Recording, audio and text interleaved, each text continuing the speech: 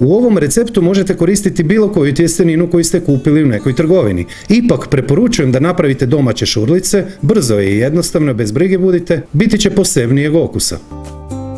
Jedno cijelo jaje, jedna velika žlica ekstra djevičanskog maslinovog ulja, 80 g glatkog pšeničnog brašna,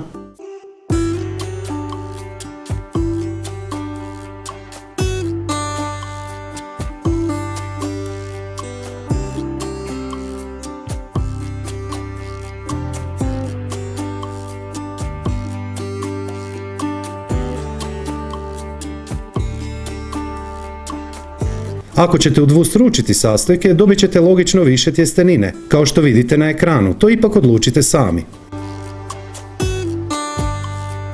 2 veće rajčice,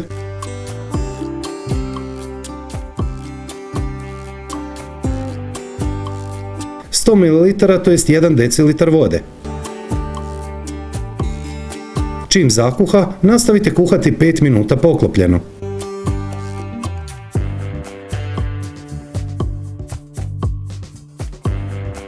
5 grama šećera,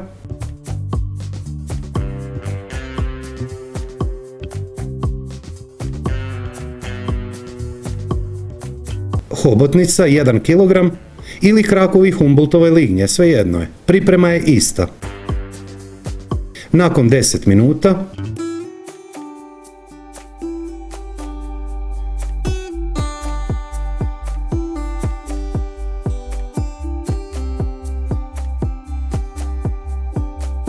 dvije manje ili jedna veća mrkva, manji korijen peršina, malo korijena celera, 400 do 500 grama luka, ja kod ovog recepta volim kombinirati žuti i ljubičasti luk, 4 do 5 češnja češnjaka, luk i češnjak nasjeskati, a mrkvu i ostalo korijenasto povrće naribati.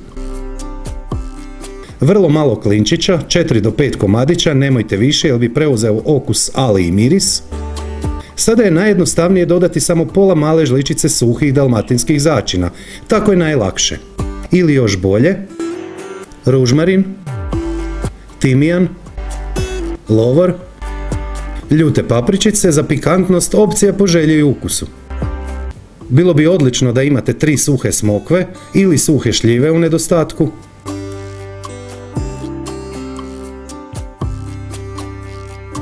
Ekstra djevičansko maslinovo ulje. 10 minuta.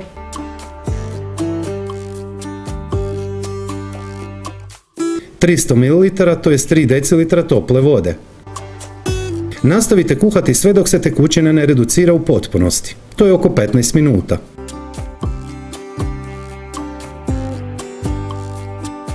Opcionalno, ako želite, volite i imate, dodajte samo 50 grama pršuta. Tek toliko da zamiriši, ne više od toga. 10 minuta.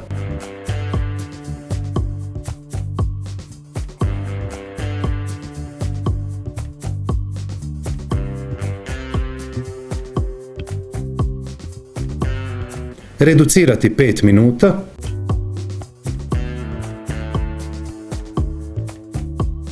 ...250 ml, to je 2,5 decilitra bijelog vina. Reducirajte vino narednih oko 10 minuta. 300 ml, to je 3 decilitra tople vode. Pa nastavite reducirati narednih oko 15 minuta. Ponavljati postupak podlijevanja sa istom količinom vode još 2 puta, znači 2 puta po 15 minuta.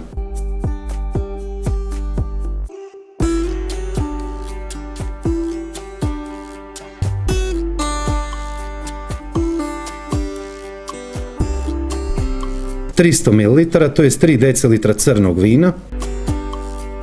Reducirati narednih 10 do 15 minuta da alkohol ispari i ostane samo ukusna voćna nota.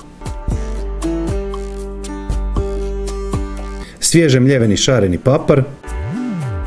Dosta soli, jelo mora biti slano pa pripazite. Listovi svježeg peršina. 500 ml, to je pola litre vode.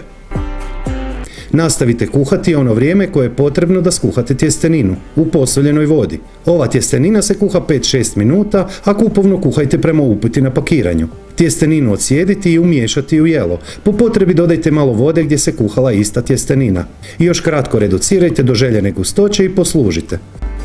Ispod svakog mog videa je pisani recept, popis sastojaka, postupak i savjeti koji eventualno nisu stali u ovaj video, ali i preporuke za brojna slična jela koja bi volio da isprobate.